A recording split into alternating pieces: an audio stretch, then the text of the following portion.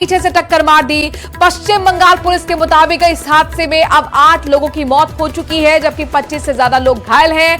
आंकड़ा मौत का बढ़ गया है। अब तक 5 लोगों की मौत हुई थी और अब ये अपडेट 8 लोगों की मौत हुई है। इसके बाद लगातार कंचनजंगा एक्सप्रेस के 3 बोगियां पटरी से उतरी है। देखिए, आपको एनिमेटेड तस्वीर दिखा रहे हैं जिससे आप बेहतर तरीके से समझ पाएंगे कि आखिरकार हादसा हुआ कैसे। पहले से यहां पर कंचनजंगा एक्सप्रेस खड़ी हुई थी, पीछे से आई मालगाड़ी, एक बोगी राइट में गिरती है, दूसरी बोगी लेफ्ट में गिरती है और तीसरी बोगी हवा में उछल जाती है।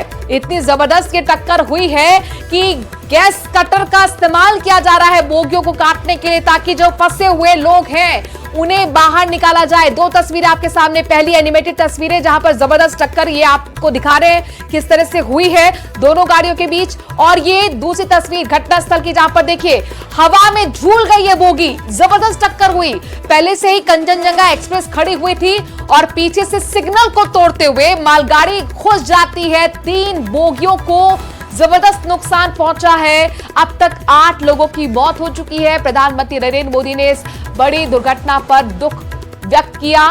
5 तस्वीरें सुबह से अब तक क्या हुआ है जरा ये समझ लीजिए। बंगाल में सुबह 9 बजे ट्रेन हादसा हुआ। ट्रेन को टक्कर मारी मालगाड़ी ने सिग्नल तोड़ते हुए कंचनजंगा एक्सप्रेस जो खड़ी हुई थी उसमें टक्कर मारी। पटरी से 2 बोगियां उतरी और एक हवा में झूली। रेस्क्यू ऑपरेशन युद्ध स्तर पर लगातार जारी है। कोशिश यही है कि जो घायल वहां पर हैं बोगी में फंसे हुए उन्हें जल्द से जल्द निकाला जाए ताकि इमीडिएट इलाज मिल सके। 2 तस्वीरें आपको दिखा रहे हैं और अब देखिए वहां पर किस तरीके से रेल विभाग में हलचल मची हुई है। जो हेल्पलाइन नंबर हैं वो जारी किए गए हैं, कैसे रेस्क्यू ऑपरेशन में और तेजी लाई जाए इसको लेकर लगातार निर्देश भी दिए जा रहे हैं। खबर यह भी मिल रही है कि रेल मंत्री अश्विनी वैष्णव भी जहां पर दुर्घटना घटी है यानी कि दार्जिलिंग के लिए रवाना हो गए हैं। 25 से ज्यादा लोग घायल हुए हैं और 8 से ज्यादा लोगों की अब तक मौत हुई है। स्थिति अभी थोड़ा गंभीर है। ये आप देख रहे हैं कंचनजंगा एक्सप्रेस है, ये पीछे यहाँ पे खड़ा था और पीछे से एक मालगाड़ी आके उसको ठोक दिया। 3 बॉगी अभी तक डिटेल्ड हुआ है, 5 फैटलिटी हुआ है, कैजुअलिटी हुआ है 5। अभी तक हम रेस्क्यू कर लिया है और मालगाड़ी का जो आगे का इंजन है वहाँ पे गैस कटर लगेगा। आरपीएफ भी आगे है, हम लोग लोकल पीएस से आगे है। ठीक है, डेथ कैजुअलिटी कितनी हुई है? अभी तक जो हिसाब है 5 हुआ है। ठीक है, और कितने लोगों की मौत हुई है? 5 का मौत हुआ है अभी तक। अच्छा, ठीक है, इंजर्ड हुआ है? इंजर्ड अभी तक 25 to 30 nearly, but the injuries are not fatal. We have already rescued them with their luggages. एवं एखाने हम लोग लोकल का एम्बुलेंस भी हम लोग अरेंज कर चुके हैं। ठीक है, वो जो पैसेंजर्स हैं हम लोग उन लोग को बाहर निकाल के एक यहाँ पे एक मदरसा में कैंप भी सेटअप किया है, वहाँ पे लेके जा रहे हैं और वहाँ से फिर आगे बास लेके एनजीपी तक लेके जा रहे हैं। कैसे हुआ था सर इंसिडेंट? कैसे हुआ था इंसिडेंट? पीछे से मालगाड़ी आके ये कंचनजंगा जो एक्सप्रेस है, मालदा कंचनजंगा एक्सप्रेस है, इसको पीछे से कॉलिशन हो गया। ठीक है, उसके बाद और इस बीच अजमेर से बड़ी खबर आ रही है। मौत के बाद धरने पर परिजन बैठ गए हैं। अस्पताल प्रशासन पर लापरवाही का आरोप लगाया जा रहा है। इलाज के दौरान मौत के मामले में कार्रवाई की मांग परिजन कर रहे हैं। अस्पताल के बाहर की तस्वीरें भी आपको दिखाएंगे जहां पर सैकड़ों ग्रामीणों ने जाम लगा दिया है। पुलिस प्रशासन के खिलाफ जमकर नारेबाजी परिजन कर रहे हैं। टेंट लगाकर बकायदा धरने पर मृतक के परिजन और ग्रामीण जहां देखिए किस तरीके से भीड़भाड़ हो रही है। परिजनों से एडिशनल एसपी सिटी की समझाइश की कोशिशें हो रही हैं, लेकिन परिजन मानने को तैयार नहीं। इसके साथ साथ मौत के बाद परिजनों से बदसलूकी का आरोप तक लग रहा है। ये आपको तस्वीरें दिखा रहे हैं जहां पर देखिए किस तरह से जाम की स्थिति बनी हुई है। मौत के बाद धरने पर बैठ चुके हैं परिजन। ये अस्पताल के बाहर की तस्वीरें हैं जहां पर सैकड़ों की संख्या में ग्रामीण मौजूद हैं। अशोक हमारे संवाददाता अजमेर से इस खबर पर ज्यादा जानकारी के साथ जुड़ गए हैं। अशोक, परिजन कह रहे हैं अस्पताल प्रशासन की लापरवाही है जिसकी वजह से उनकी अपने की मौत हुई। कितनी सच्चाई इन आरोपों में? जी बिल्कुल, परिजनों ने आरोप लगाया है कि 16 तारीख को सुबह उनकी डेथ हो गई थी परिजनों की। जब उनका ये कहना है कि 13 तारीख को भर्ती कराया था जब उनकी स्थिति ठीक थी और अस्पताल में लाने के बाद उनकी स्थिति अचानक बिगड़ गई और उनको ऑपरेशन के लिए कहा तो उसके लिए भी जो है परिजन राजी हो गए और उसके बाद अचानक उनकी मौत हो गई। इसमें लापरवाही का आरोप जो है लगाया गया है क्योंकि अधिवक्ता थे तो जिला बार एसोसिएशन के तमाम जो अधिवक्ता है वो भी ये अस्पताल के बाहर मौजूद रह गए और यहाँ पर टेंट डालकर धरना यहाँ पर दिया गया। सैकड़ों की संख्या में बड़लिया गांव के रहने वाला जो मृतक है वो बड़लिया गांव के अधिवक्ता थे, तो ऐसे में तमाम जो ग्रामवासी है वो भी यहाँ पर मौजूद थे और इस मामले में अब प्रशासन की ओर से समझाइश की गई है और मुआवजा, उचित मुआवजा मिले, इसकी मांग यहाँ पर की गई। तो संभवतः 21 लाख रुपए देने की जो बात है वो अस्पताल की ओर से मृतक के परिजनों को कही जा रही है। इस बात को लेकर अब लगभग कुछ देर में ही समझौता यहाँ पर होने की बात कही जा रही है, जिसके बाद मृतक का पोस्टमार्टम कर इस मामले में जो अग्रिम कानूनी कार्रवाई है वो की जानी है। चलिए इसके साथ साथ मुकदमा यहाँ पर दर्ज आगे होगा। आपसे अपडेट्स लेते रहेंगे। तो यहाँ पर अब क्या एक्शन होता है, कैसे समझाइश होती है, ये बहुत महत्वपूर्ण देखना होगा, क्योंकि परिजन अपनी मांगों को लेकर डटे हुए हैं। अजमेर के बाद आपको लिए चलते हैं जयपुर। बड़ी खबर आ रही है, हेरिटेज महापौर के मामले में यूडीएच मंत्री झावर सिंह खर्रा का बड़ा बयान सामने आया है। अभी तक पत्रावली मेरे सामने नहीं आई, उनका कहना है, और जैसे ही उन्हें पत्रावली मिलेगी 2 घंटे भी वो एक्शन में नहीं लगाएंगे। एसीबी ने मामले में अभियोजन स्वीकृति मांगी है। आपको बता दें कि 8 महीने पुराना ये मामला पट्टा जारी करने की एवज में लाखों रुपए की रिश्वत लेने से जुड़ा हुआ पूरा मामला है। इसमें एसीबी ने मेयर के पति सुशील गुर्जर और 2 दलाल यानी कि नारायण सिंह और अनिल दुबे को 2 लाख रुपए की रिश्वत लेते हुए मेयर के ही घर पर ट्रैप किया था। करीब 40 लाख नकद और पट्टे जारी करने की फाइलें जब्त की गई थी।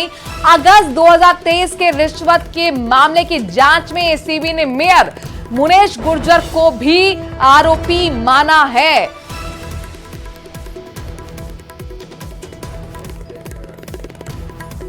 हेरिटेज नगर निगम के बाद मांगी आपके डिपार्टमेंट से 2 मई का लेकर, तो क्या ऐसे सरकार नहीं सही पत्रावली जिस दिन मेरी टेबल पे आएगी 2 घंटे में वापस आएगी।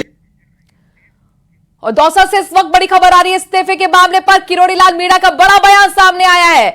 मौनम स्वीकृति लक्षणम, ये कह रहे हैं किरोड़ी लाल मीणा। किसानों के लिए काम करता रहूंगा, किरोड़ी लाल मीणा का एक बार फिर बड़ा बयान, जिसने सियासी हलचल पैदा करती है।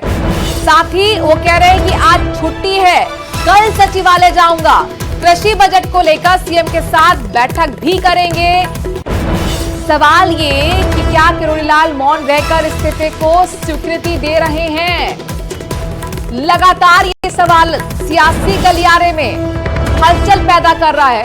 राजस्थान के गलियारों में सबसे ज्यादा अगर कोई सवाल पूछा जा रहा है तो ये कि क्या किरोड़ी लाल मीणा इस्तीफा देंगे, और क्या किरोड़ी लाल मीणा मौन रहकर इस्तीफे को स्वीकृति दे रहे हैं। ने लोकसभा चुनाव में इस्तीफे की बात की थी, अब किरोड़ी लाल मीणा का क्या स्टेप रहेगा, आगे क्या रणनीति रहेगी? सर 4.5 साल किसानों को मिलेगा आपका साथ, 4.5 साल किसानों के लिए तो सदा जीवन भर रहा है, और जितने तब तक तन में प्राण है तब तक किसान की, मजदूरों की, गरीबों की सेवा करता रहूंगा। आपके भतीजे कल कह रहे थे कि 1-2 दिन में एक अच्छा मैसेज देंगे जनता के बीच में और निर्णय लेंगे उचित।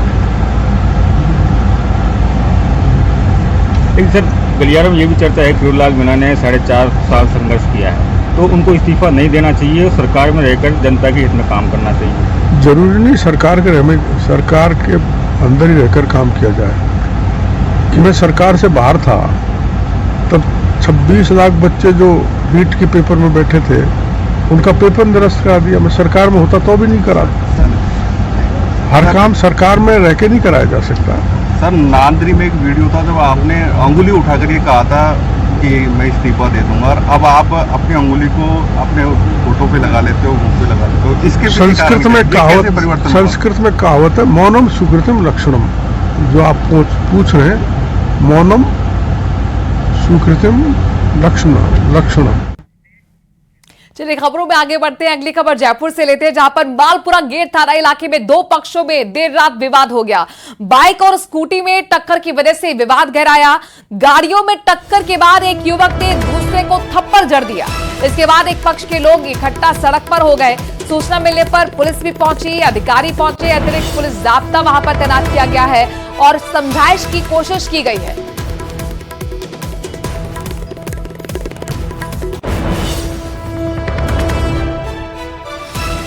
तो वहीं जैसलमेर में भी अतिक्रमण को लेकर खूनी संघर्ष हो गया। एक पक्ष की युवती और युवक गंभीर रूप से घायल हुए। इलाज के बाद युवक को जोधपुर रेफर किया गया। नगर परिषद की कार्रवाई न करने पर यह विवाद गहराया।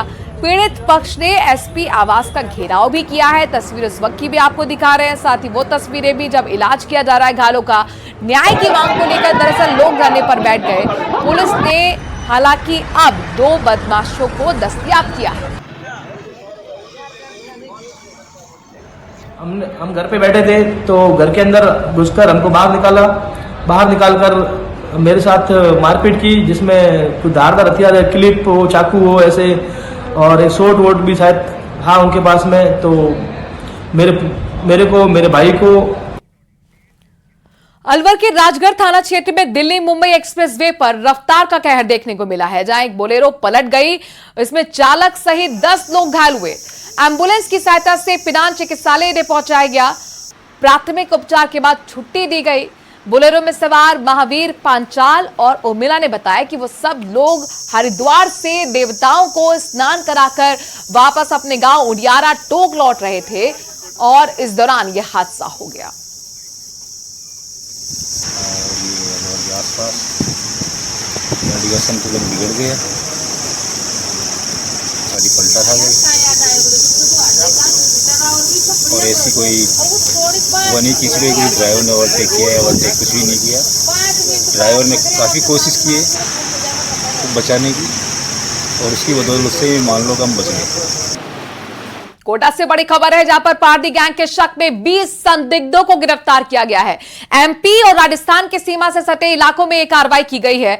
डूंगरली ग्रामीण की यहां पर जानकारी जब पुलिस को पहुंचाई गई, उस आधार पर यानी कि ग्रामीणों की सूचना पर यह गिरफ्तारी हुई। चोरी करने वाले ये पारदी गैंग के सदस्य हैं और ये ऐसा कुछ शक रहा, लिहाजा कार्रवाई हुई। पुलिस अब इन संदिग्ध लोगों से पूछताछ भी कर रही है।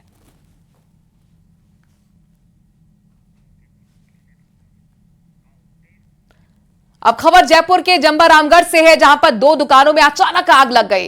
जंबा रामगढ़ के एसडीएम कार्यालय के पास की घटना है, जहां पर आग लगने से लाखों का सामान जलकर खाक हो गया। 1 घंटे की कड़ी मशक्कत के बाद आग पर काबू पाया गया। आग कैसे लगी, अब तक इस बारे में जानकारी नहीं मिल पाई है।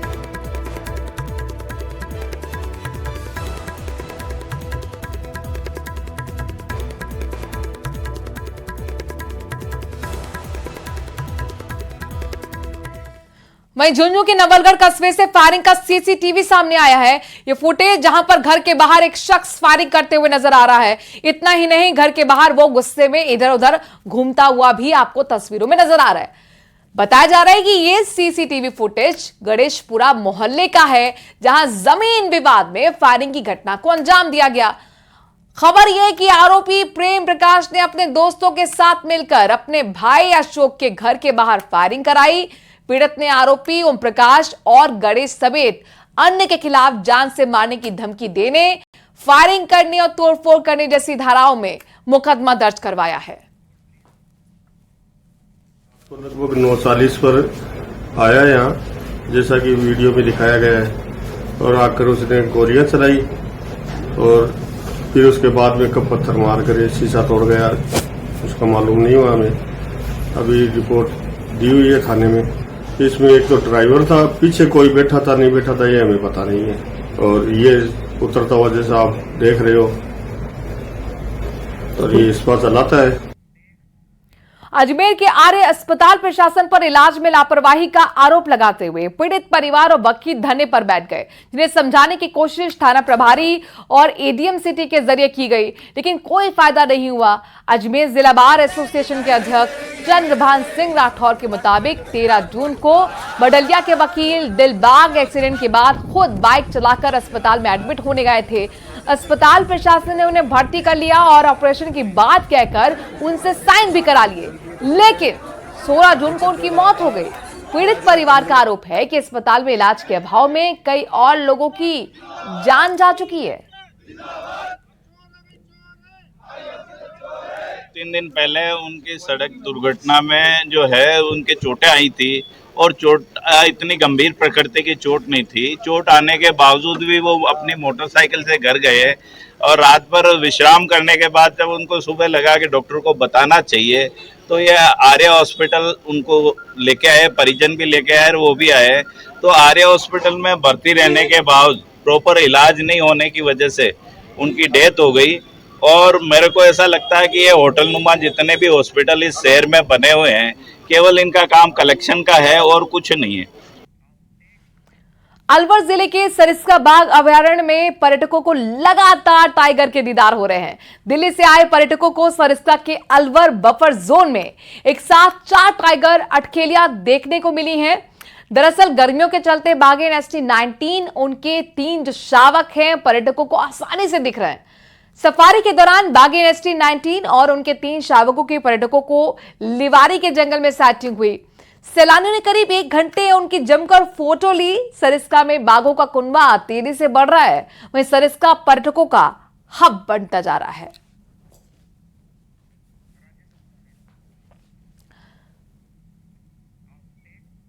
लाल डायरी से सुर्खियों में आने वाले पूर्व मंत्री राजेंद्र सिंह गुड़ा एक बार फिर सुर्खियों में आ गए हैं। झुंझुनू में राजेंद्र गुड़ा ने शिवसेना से चुनाव न लड़ने का ऐलान किया है। उनके इस बयान के बाद सियासी गलियारों में चर्चा शुरू हो गई है कि बीएसपी कांग्रेस के बाद अब राजेंद्र सिंह गुड़ा का शिवसेना से भी क्या मोहभंग हो गया है। ऐसी चर्चा है कि वो AIMIM के टिकट पर चुनाव लड़ सकते हैं। दरअसल राजेंद्र सिंह गुड़ा इन दिनों झुंझुनू विधानसभा के प्रस्तावित उपचुनाव की तैयारियों को लेकर झुंझुनू विधानसभा क्षेत्र में खासे एक्टिव हैं। उन्होंने यह बयान झुंझुनू में ईदगाह पर मुसलमान को ईद की बधाई के दौरान ही दिया है। राजेंद्र सिंह गुड़ा शिवसेना शिंदे गुट के प्रदेश संयोजक है। देखिए, झुंझुनू के अंदर कोई भी डेवलपमेंट नाम की चीज नहीं है। हम 40 साल पहले सिक्कर से 4 कदम आगे थे, अब 1000 कदम पीछे है सिक्कर से। राजस्थान का सबसे बैकवर्ड जिला झुंझुनू है। आज भी हम नहर की बातें करते हैं, पानी की टूटी नहीं चला पाए, न हमारे रेलवे फाटक है के ऊपर कोई पुलिया है, न हमारी कोई हेल्थ की व्यवस्था है। हेल्थ यूनिवर्सिटी, स्पोर्ट्स यूनिवर्सिटी हमारी आई हुई यहाँ से चली गई। लेकिन आज इस जिले के अंदर जिस तरीके से हम आखिरी पायदान पर आ गए, इसको हम किस तरीके से वापस पुराने गौरव पर वापस लाए, उसके लिए काम करें। योग में वर्ल्ड रिकॉर्ड बनाया है। ग्रेटर नगर निगम की महापौर सौम्या गुर्जर ने लगातार 1500 मिनट योग करके वर्ल्ड रिकॉर्ड बनाया है। सौम्या गुर्जर ने रविवार सुबह 7 बजे विश्वविद्यालय के छात्रों के साथ हैरंग के अंगेज योगा का प्रदर्शन किया, जो सोमवार सुबह 9 बजे तक चला। नगर निगम ग्रेटर द्वारा बनाया गया कीर्तिमान अखंड योग, बिना रुके बिना थके लगातार योग साधकों ने योग किया। 51 योग संस्थानों के प्रशिक्षकों योगाचार्यों की इसमें भागीदारी रही है। इस 80 साल के बुजुर्गों ने भी योगासन किया है।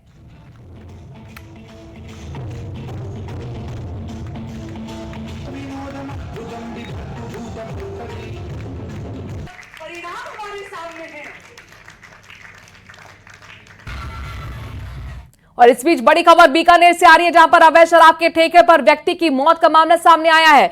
परिजनों ने संचालक पर हत्या का आरोप लगाया है। मृतक गणेश प्रजापत सर्वोदय बस्ती का रहने वाला है। ठेके में मृतक का शव मिला। अब परिजनों ने पीबीएम मोर्चरी के बाहर जाकर प्रदर्शन किया, साथ ही आरोपी की गिरफ्तारी की मांग की। ये तस्वीर आपके सामने है। मोर्चरी के बाहर प्रदर्शन करते हुए परिजन साफ तौर पर यह मांग करते हुए कि जिसने उनके अपने की हत्या की है उसको गिरफ्तार किया जाए। दरअसल मृतक का जो शव था वो ठेके पर मिला। अवैध शराब के ठेके पर एक व्यक्ति की मौत का ये मामला है। परिजन अब ठेके के संचालक पर हत्या का आरोप लगाते हुए गिरफ्तारी की मांग कर रहे हैं। विक्रम हमारे संवाददाता इस खबर पर ज्यादा जानकारी के साथ जुड़ गए हैं। विक्रम, किन परिस्थितियों में मृतक का शव ठेके पर मिला है और दूसरे पक्ष की क्या अब तक सफाई आई है, पुलिस का क्या एक्शन है, जरा पूरी जानकारी दीजिए। देखिए, ये गणेश कुमार प्रजापत है जो सर्वोदय बस्ती का रहने वाला है और जो ये पूगल रोड पर जो रेलवे बाईपास है वहां पर एक कोई अवैध रूप से जो है शराब का ठेका संचालित हो रहा है। वहां पर बैठकर इसने रात को कोई शराब पी थी, इस तरह की बात अभी सामने आई है। और उसके बाद जो है जो संचालक है वो इसे उस शराब के ठेके में छोड़कर रात को चले गए थे। और सुबह जब घर वालों ने इसकी जानकारी जुटाई तब ये पता लगा कि ये व्यक्ति जो है वो शराब के ठेके में मरा हुआ है। तो वो मौके पर पहुंचे और उन्होंने इस बॉडी को उठाकर पीडीएम अस्पताल लाए, जहाँ चिकित्सकों ने इसे मृत घोषित कर दिया। और परिजनों का ये सीधा आरोप है कि जो संचालक है चंदू माली, उसने जो है इसके साथ मारपीट की है और इसकी हत्या की है। फिलहाल चलिए, जो है बहुत बहुत शुक्रिया विक्रम तमाम जानकारी हम तक पहुंचाने के लिए। साल 2013 में केदारनाथ में आई आपदा के बाद से आज केदारपुरी का नजारा पूरी तरह से बदल गया है। केदारनाथ का भव्य और दिव्य रूप देखने को मिल रहा है। केदारनाथ पुनर्निर्माण काम पीएम मोदी का ड्रीम प्रोजेक्ट है और पीएम खुद पूरे काम का ब्यौरा भी अधिकारियों से समय समय पर लेते हैं। केदारनाथ धाम का पुनर्निर्माण के 2 जोन के काम पूरे भी हो गए हैं। वहीं मंदिर के सेंट्रल एक्सेस और अप्रोच रोड का निर्माण कार्य हो रहा है। केदारपुरी के पुनर्निर्माण के अंतर्गत 50 फीट चौड़े गलियारे का काम भी पूरा हो चुका है। इसके अलावा केदारनाथ धाम में 54 मीटर स्पान सेतु का निर्माण कार्य भी प्रगति पर है। साथ ही तीर्थ पुरोहितों के आवास भी बनाए जा रहे हैं।